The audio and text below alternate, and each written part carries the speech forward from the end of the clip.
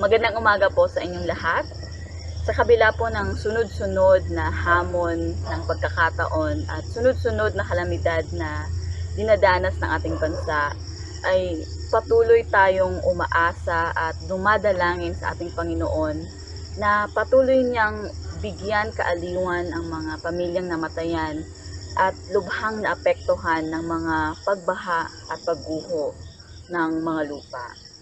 Kami po sa Christian Life Center ay patuloy kayong inaalala sa panalangin at patuloy naming dinadalangin na bigyan kayo ng Panginoon ng kalakasan na muling makabangon. Kaya sa umagang ito ay samahan niyo po ako sa ating daily devotional at basahin po natin ang 1 Chronicles chapter 12. 1 Chronicles chapter 12. These were the men who came to David at Ziklag, while he was banished from the presence of Saul, son of Kish. They were among the warriors who helped him in battle. They were armed with bows and were able to shoot arrows or to sling stones, right-handed or left-handed. They were relatives of Saul from the tribe of Benjamin. Ahiezer their chief, and Joash the sons of Shemaah the Gibeathite, Jeziel and Pelet the sons of Asmaveth, Berakah, Jehu the Anathite, and Ishmaiah the Gibeonite, a mighty warrior among the 30, who was a leader of the 30. Jeremiah, Jahaziel, Johanan, Jozabad the Gederathite, Eluzai, Jerimoth, Bealiah, Shemariah, and Shephathiah the Haruphite, Elkanah, Ishaiah, Azarel, Joezer, and Jashobeam the Korahites, and Jola and Zebadiah the sons of Jeroham from Gedor. Some Gadites defected to David at his stronghold in the wilderness. They were brave warriors, ready for battle and able to handle the shield and spear. Their faces were the faces of lions, and they were as swift as gazelles in the mountains. Ezer was the chief, Obadiah the second in command, Eliab the third, Mishmana the fourth, Jeremiah the fifth, Atai the sixth, Eliel the seventh, Johanan the eighth, Elzabad the ninth, Jeremiah the 10th, and Macbanai the 11th.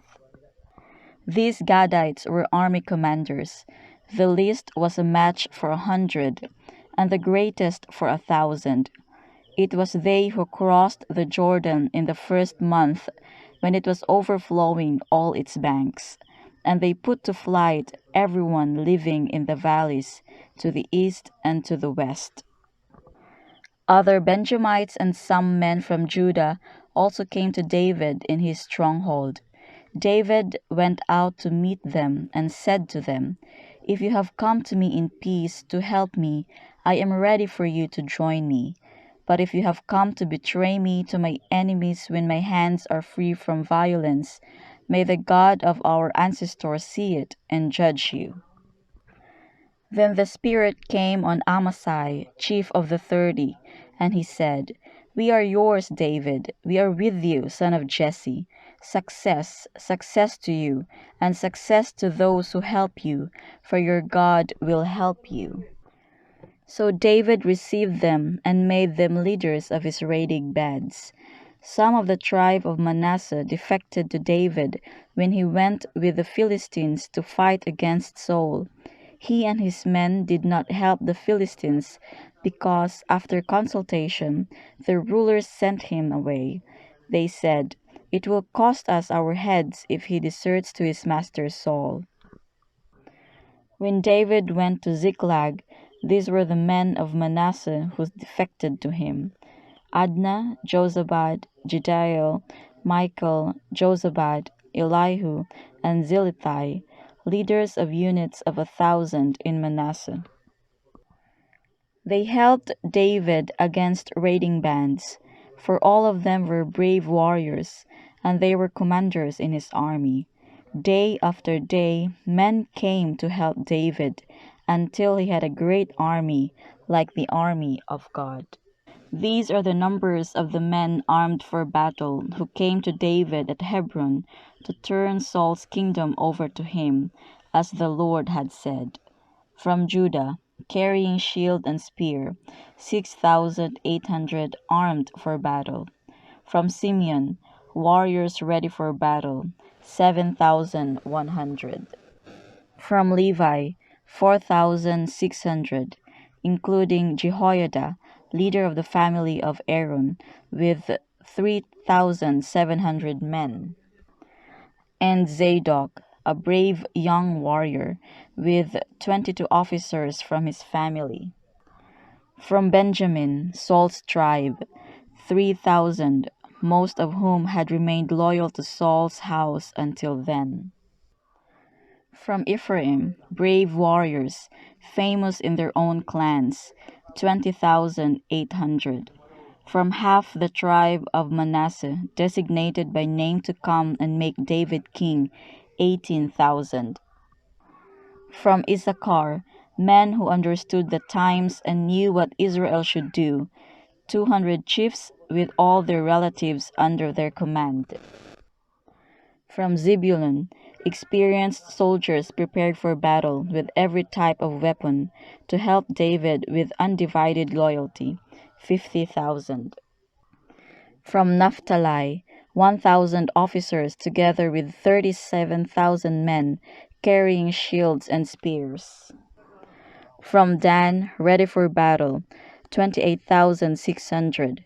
From Asher, experienced soldiers prepared for battle, 40,000. And from east of the Jordan, from Reuben, Gad, and the half-tribe of Manasseh, armed with every type of weapon, 120,000.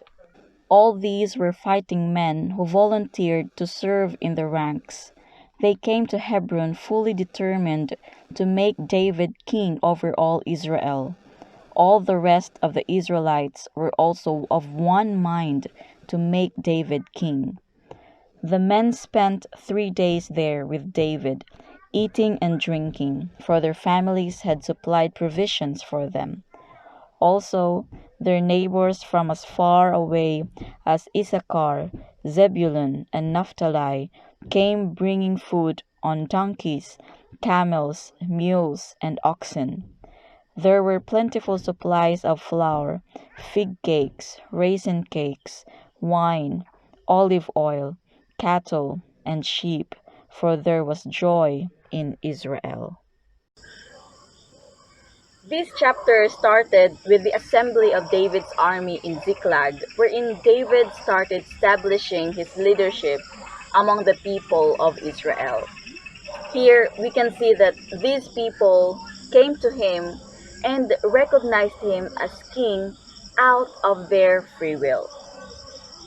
So as we fulfill God's vision in our lives, what can we learn from this text? The first thing that we need to remember is that God will bring people to help us fulfill our God-given vision. In the life of David, while he was still waiting for the day to commence his role as a king, we can see that God prepared the people who will support and join him. Therefore, in our life, we must remember that God already provided our teammates who will encourage us and empower us to accomplish our call and our vision. Reality is, people are God's gift to us. Our parents, our children, our friends, and our brethren in the Lord are blessings to prepare us for our calling and for the purpose we have to fulfill. Amen?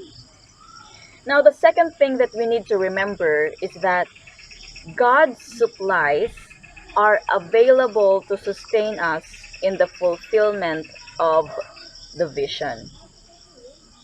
We can see through the following verses that God provided David a number of men armed for battle.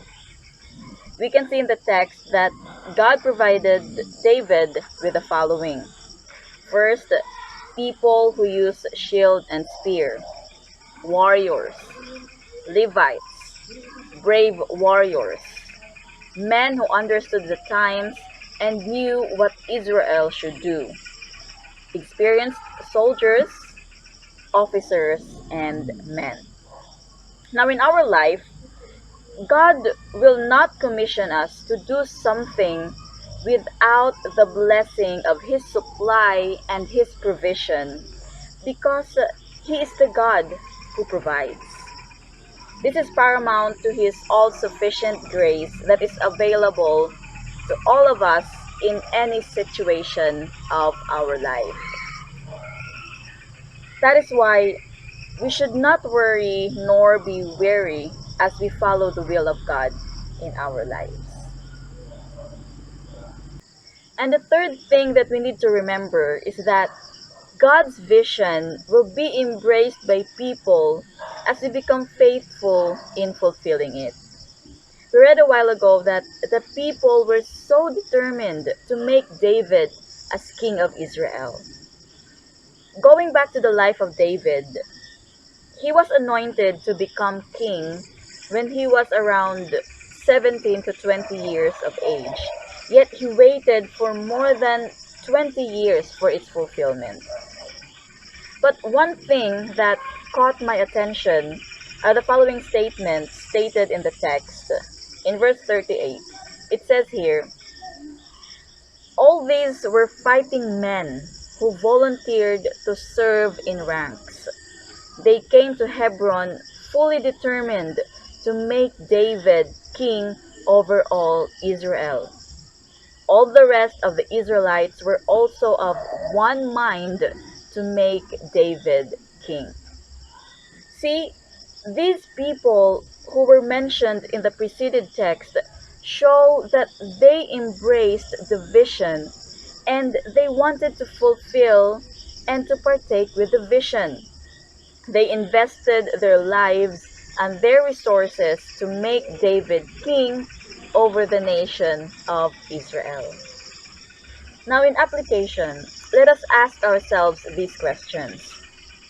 Do we have the guts to make Jesus the king over all our families, our community, and our nation? Are we so much captured by the vision of Jesus to be the Lord of Lords and King of Kings? Are we willing to invest our life, our time, and our resources in fulfilling the vision God has placed in our lives? And lastly, do we embrace the vision that Jesus has for all people, for all nations, and for all families? Let us pray. Father, even in this time of national calamity, may we always remember that you are the Lord of Lords and the King of Kings who is reigning over this situation. We ask that you move our hearts to fulfill the vision, and may you create in us a heart that is willing to give our everything to you. In Jesus' name.